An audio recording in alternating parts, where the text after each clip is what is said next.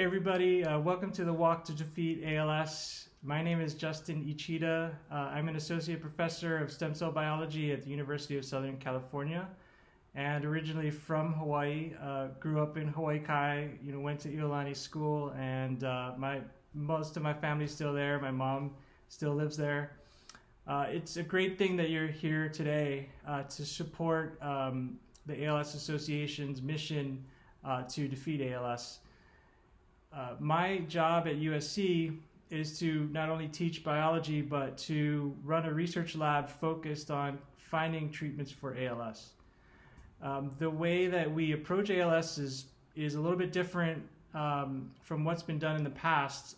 We recognize that ALS is a very diverse disease, and so we need to study each patient's cells to really find out what are the effective therapies that work across many patients, as well as those that might work specifically for one patient versus another. And the way that we do that is we take blood cells from patients that come to the clinic at USC to donate blood, and we can turn those blood cells into nerve cells of those same patients that we can study in the laboratory and figure out why their nerve cells are degenerating and how to prevent that from happening. So I'm very inspired to know that there are many people there that are rallying to defeat ALS.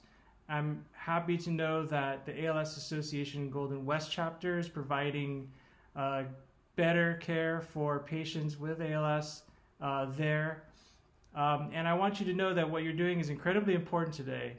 The money that you raise, a lot of it goes to support research programs like ours, where we are focused 100% on finding therapies for ALS, and we've made important and great strides in the last few years. There are many new treatments that are looking incredibly promising in the pipeline, some of which are ours. And rest assured, knowing that we are working as hard as we possibly can to bring these treatments to the patients like yourselves. So thank you again for joining the walk today, and best of luck out there. Thank you.